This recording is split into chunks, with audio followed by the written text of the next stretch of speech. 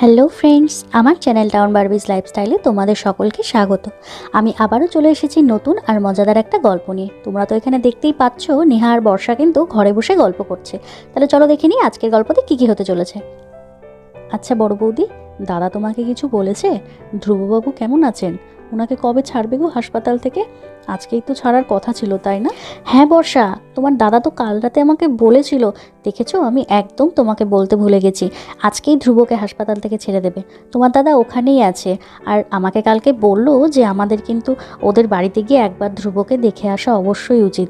তাই ভাবছি একদিন তুমি আর আমি মিলে গিয়ে ওকে দেখে আসবো। বলো, ওর বাবা মা অনেকবার করে কিন্তু আমাদেরকে বললো না গেলে খুব খারাপ দেখাবে। হ্যাঁ বৌদি, আঙ্কেল আন্টি কিন্তু অনেকবার করে বলেছে আমাদেরকে ওদের বাড়িতে যেতে, আসলে যাওয়াই হচ্ছে না। আর লাস্টে তো ধ্রুববাবুও আমাকে বলল যে উনি বাড়িতে গেলে আমাদের সবাইকে ওখানে যেতে।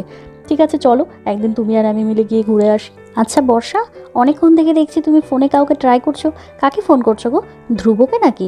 ধ্রুবকে ফোন করলে ওর কাছ থেকে জেনে নাও ও বাড়িতে আছে না হাসপাতালে আছে, কেমন আছে সেটাও জেনে নাও। ধুর বৌদি, তুমি কি যে বলো না, আমি আবার ওনাকে কেন ফোন করতে যাব? ধ্রুববাবুর খবর তো তোমাদের কাছ থেকে পেয়েই যাচ্ছি, তো আলাদা করে আবার ওনাকে ফোন করার কি আছে? আমি আসলে একটু মেঘাদিকে ফোনে ট্রাই করছিলাম। দুদিন ধরে মেঘাদির সাথে কথা হচ্ছে না জানো। আজকে অনেকক্ষণ থেকে ট্রাই করছিস, তাও ফোনটা লাগছে না। মেঘাদি আসলে খুব ভালো হতো, সামনেই সরস্বতী পুজো, এখানে আসলে আমরা দুজনে মিলে অনেক ঠাকুর দেখতে পারতাম। ও, তুমি মেঘাকে ফোনে ট্রাই করছিলে? যাক ভালোই হলো, ওর সাথে কথা হলে ওকে বলো তো আমাকে যেন ফোন করে। আমার সাথেও দুদিন ধরে কথা হচ্ছে না ওর, জানো তো। সত্যি মেয়েটা এখানে ছিল কত ভালো লাগতো, কত দিন হয়ে গেল ওকে দেখি না। ওকে বলো তো সরস্বতী পুজোতে যেন এখানে চলে আসে। আসলে সত্যি খুব ভালো হবে, আবার এসে কয়েকদিন থেকে যাবে, তোমারও মনটা ভালো হয়ে যাবে। বলো বর্ষা। নেহা আর বর্ষা তো এখানে কথাই বলছিল, তখনই সেখানে তিন্নি চলে আসে। পিপি, ও পিপি, তুমি এখানে? আমি তোমার ঘরে তোমাকে খুঁজতে গেছিলাম। শোনো না, তোমার সাথে না আমার একটা কথা আছে, খুব জরুরি। ও বাবা, আমার সাথে কথা আছে? তাও আবার খুব জরুরি? তাহলে তো শুনতেই হবে। জানো পিপি, আজকে পাখি, মিনি, বোম্বল, রিক সবাই না আমাদের বাড়িতে আসবে। আমরা স্কুলে সবাই মিলে এটা প্ল্যান করেছি যে আজকে বিকেলে ওরা সবাই মিলে আমাদের বাড়িতে আসবে আর অনেক খেলা হবে। কিন্তু ওরা বলেছে যে বর্ষা পিপি যদি খেলে তাহলেই আমরা খেলবো। তুমি আমাদের সাথে খেললে না আমাদের খুব মজা হয়, আমাদের খেলতে তখন খুব ভালো লাগে। ও পিপি, তুমি আমাদের সাথে খেলবে? আরে তিন্নি, এভাবে কেন পিপিকে বিরক্ত করছো? তোমরা সবাই ছোটরা মিলে খেলো, ছোটরা ছোটরা সবাই মিলে খেলবে, সেখানে পিপি কি করবে? পিপি কত বড় হয়ে গেছে, আর পিপির কি অন্য কোনো কাজ নেই? তোমাদের ছোটদের সাথে পিপি এখন বসে বসে খেলবে? এভাবে কেন বলছো বৌদি তিন্নিকে? আমি তো ওদের সাথে খেলতে চাই, ওদের সাথে খেলতে আমার খুব ভালো লাগে। তিন্নি শোনা, তুমি মায়ের কথা একদম রাগ করো না, মা তো ওইভাবে বলে। আমার তো তোমাদের সাথে খেলতে ভীষণ ভালো লাগে। আর আমার কী বা কাজ আছে এখন বলো তো? আমি তোমাদের সাথে খেলবো। ওরা কখন আসবে? বিকেলে তো? ঠিক আছে, আমি আমার সব কাজ টাজ সেরে রাখবো, বিকেলে তোমাদের সাথে জমিয়ে খেলা হবে, ঠিক আছে?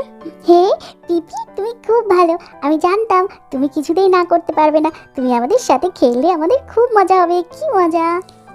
আর তারপর দেখতে দেখতে তো বিকেলে হয়ে গেছে, আর এখানে তিন্নিদের বাড়িতে কিন্তু খেলার জন্য সকলে মিলে চলে এসেছে। আর আমাদের বর্ষাও কিন্তু বাইরে এসে গেছে ওদের সাথে খেলবে জন্য। আরে বাহ, এখানে তো দেখছি সবাই চলে এসেছে।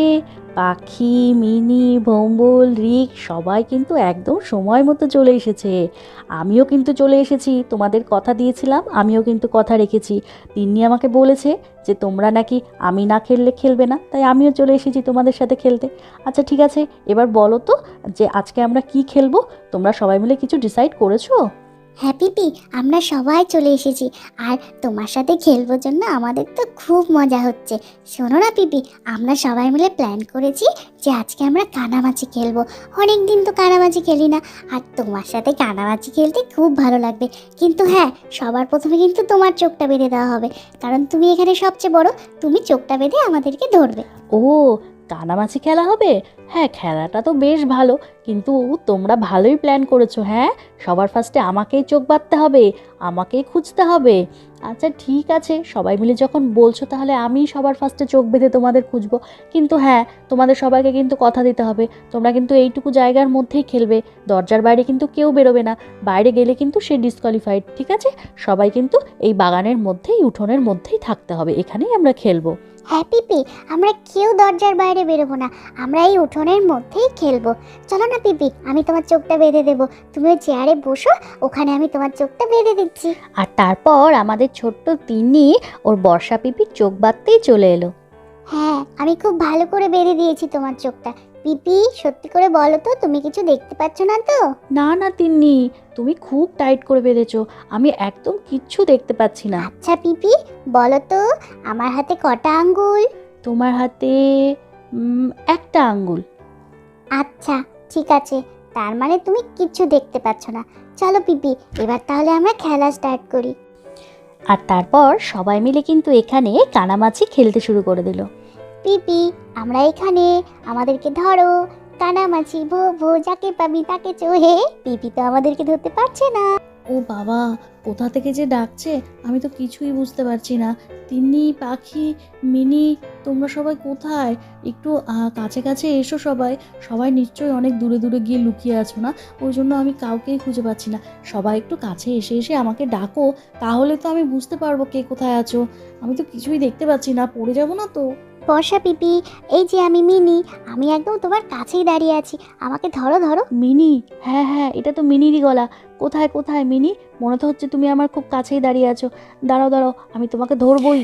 পিপি, এই তো আমরা এদিকে আছি, এসো এসো, আমাদের এদিকে এসো। কানামাছি ভো ভো, যাকে পাবি তাকে চো, পিপি ধরো।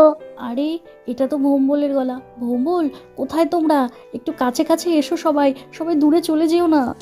হে পিপি, আমরা সবাই তো তোমার কাছে কাছে আছি, তুমি তাও কাউকেই ধরতে পারছো না, তুমি কাউকে ধরতেও পারবে না। হে এসো এসো, এদিকে আমি এসো। কাউকে ধরতে পারছি না। আরে পিপি তো সত্যি সত্যি কাউকেই ধরতে পারছে না। হে কি মজা। সত্যি, আমি ধরতেই পারছি না। এই এই এই ধরেছি। তাহলে ভোম্বল, খুব বলছিলে আমি ধরতে পারছি না, আমি তোমাকেই তাহলে ধরলাম। চলো এবার তোমাকে চোখটা বেঁধে দিই। হ্যাঁ হ্যাঁ পিপি, সবাই থাকতে তুমি আমাকেই দেখতে পেলে, আর কাউকে ধরতে পারলে না, এখন আমাকে চোখ বাঁধতে হবে। আরে ভোম্বল, কাঁদছো কেন? এতক্ষণ তো আমি চোখ বেঁধে তোমাদের খুঁজলাম, এখন তুমি চোখ বেঁধে আমাদেরকে খোঁজো। আর তারপরেই কিন্তু বর্ষা ভোম্বলকে ভালো করে চোখটা বেঁধে দিল। আর তারপর ওরা খুব আনন্দ করে কানামাছি খেলতে থাকলো। আর তার বেশ কিছুক্ষণ পর বর্ষা কিন্তু রাতে শোবার জন্য ঘরে বিছানায় চলে এসেছে। আর এখানে আমাদের রাধা শোবার জন্য নিচে বিছানা করছে। এই রাধা, তোকে কতবার বলছি নিচে বিছানা করতে হবে না, তুই এসে বিছানায় শো।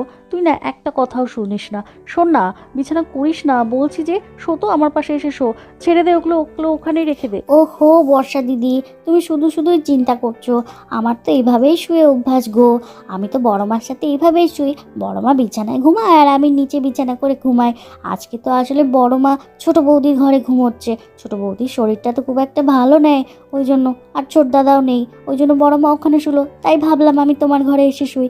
আরে বাবা, তুমি বিছানায় শুয়ে পড়ো, তুমি অত চিন্তা করো না, বিছানায় শুলে আমার ঘুম আসবে না, আমি এখানেই খুব শান্তি করে ঘুমাবো। শো তো, অনেক রাত হয়েছে। তুই ঠিক বলছিস তো রাধা, আসলে আমার খুব খারাপ লাগছে।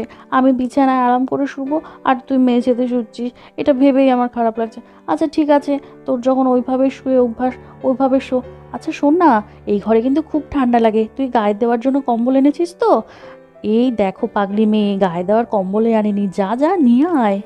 ওহো, তাই তো বর্ষা দিদি, আমি তো একদম ভুলেই গেছি গো, গায়ে দেওয়ার জন্য তো কিছু লাগবে, এই ঘরটা তো সত্যি খুব ঠান্ডা। আচ্ছা ঠিক আছে, আমার কম্বলটা তো বড় মার ঘরেই রয়ে গেছে, তুমি বরং এখানে থাকো, আমি কম্বলটা গিয়ে তাড়াতাড়ি নিয়ে আসি। হ্যাঁ রাধা, তুই যা, গিয়ে কম্বলটা নিয়ে আয়। আমার কাছে এক্সট্রা নেই রে, তাহলে তো আমি তোকে দিয়েই দিতাম। আর এই ঘরে কম্বল ছাড়া একদম শুতে পারবি না, খুব ঠান্ডা লাগবে। ঠিক আছে, তুই যা, তাড়াতাড়ি গিয়ে নিয়ে আয়, তারপরে আমরা দুজনে একসাথে শুয়ে পড়বো। আর এখানে রাধা তো কম্বল আনতে চলে গেল, আর বর্ষাও মোবাইল দেখতে ব্যস্ত হয়ে গেল। রাধা তো এখনো আসেনি। আমি মোবাইল দেখতে এতই ব্যস্ত হয়ে গেছিলাম যে আমার মাথাতেই ছিল না। অনেকটা সময় তো হয়ে গেল, এত দেরি তো হওয়ার কথা না। ও তো বললো বড় মার ঘরেই আছে কম্বলটা, ওখান থেকেই নিয়ে আসবে, তাহলে তো কেন দেরি হচ্ছে? আচ্ছা, ও ওখানে ঘুমিয়ে পড়েনি তো? আরে না না, ও তো আমার সাথে ঘুমোবার জন্য এখানে আসলো, একা একা কেন আবার ওখানে ঘুমোতে যাবে? কিন্তু তাহলে এত দেরি হচ্ছে কেন? না, একবার গিয়ে দেখি কি হলো। আর এই বলেই বর্ষা ফোনটা রেখে রাধাকে খুঁজবে জন্য ঘর থেকে বাইরে বেরিয়ে এলো।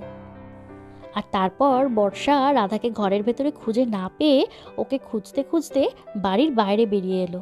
কি ব্যাপার, রাধাকে তো ঘরে কোথাও খুঁজে পেলাম না। আর মেইন দরজাটাই বা কেন খোলা? রাধা কি তাহলে বাইরে এসছে?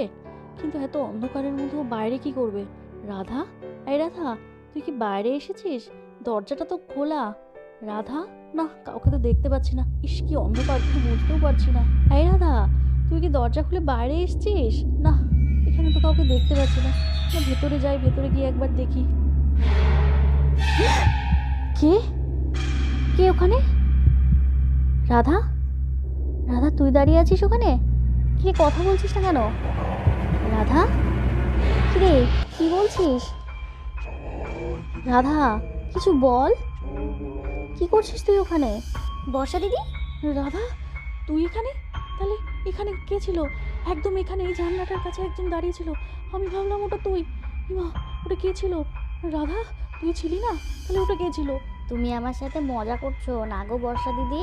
আমি কিন্তু ভয় পাবো না। আমাকে তুমি মেঘা দিদি পাওনি যে আমি অত ভীতু। আমি কিন্তু মোটেও ভীতু না। চলো চলো, অনেক রাত হয়েছে, আর এখন মজা করতে হবে না। না রে বর্ষা, আমি তোর সাথে মজা করছি না। আমি মজা কেন করব? বিশ্বাস কর, আমি এখানে কাউকে একজনকে দেখলাম। আরে বাবা, আমি তো তোর জন্য ঘরে অপেক্ষাই করছিলাম। অনেকক্ষণ হয়ে গেল তুই আসছিস না, সেই জন্য আমি বাইরে বেরিয়ে এলাম। তো ঘরে তোকে খুঁজে দেখলাম, ঘরে তুই কোথাও নেই। তারপর দেখছি মেন গেটটা খোলা। মেন গেটটা খোলা দেখে আমি ভাবলাম তুই হয়তো বাড়ির বাইরে এসেছিস। বাড়ির বাইরে এসে দেখলাম পুরোটা অন্ধকার। আর হঠাৎই দেখলাম এই দেওয়ালের কাছে কে যেন একটা দাঁড়িয়ে আছে। তুই বিশ্বাস কর, আমি ওর কাছে গেলাম, আর ও যেন কি একটা বলছিল। আমি ভাবলাম ওটা তুই দাঁড়িয়ে আছিস। বিশ্বাস কর রাধা, আমি মিথ্যা কথা বলছি না, আমি মজাও করছি না। আরে বর্ষা দিদি, আমিও তোমার মতো এরকম একদিন ভয় পেয়েছিলাম। আমারও মনে হয়েছিল কে যেন একটা দাঁড়িয়ে আছে, জানো তো, রান্নাঘরে। কিন্তু আমার কথা কেউ বিশ্বাস করেনি। তোমারও হয়তো এটা মনের ভুল। চলো চলো, ভেতরে চলো। আর এই কথা বলেই রাধা তো ঘরের ভেতরে চলে গেল। এটা কি হলো? রাধা তো তার মানে ঘরের ভেতরেই ছিল। তাহলে মেন গেটটা কে খুললো? আর এখানেই বা কে দাঁড়িয়েছিল? আমি এতটা ভুল দেখলাম? না না, আমি এতটা ভুল দেখতে পারি না। কেউ তো এখানে ছিল। আমি তো তার কাছেও গেলাম, কিন্তু তারপরে সে কোথায় চলে গেল? আমি এত বড় ভুল করলাম দেখতে? না, আমার এত বড় ভুল হতে পারে না। কে? তাহলে বন্ধুরা, তোমরা তো এখানে দেখতেই পেলে বর্ষা বাড়ির বাইরে কাউকে দেখে খুব ভয় পেয়ে গেছে। সেটা কে, সেটা জানতে হলে কিন্তু আমাদের আগামী পর্বগুলো অবশ্যই দেখতে হবে। তাহলে আজকের ভিডিওটা তোমাদের কেমন লাগলো কমেন্ট করে কিন্তু অবশ্যই জানিও। আর ভালো লাগলে আমাদের চ্যানেলটাকে সাবস্ক্রাইব করে দিও। তাহলে আজকের মতো গল্পটা এখানেই শেষ করছি। তোমরা ভালো থেকো, সুস্থ থেকো, সাবধানে থেকো। টাটা।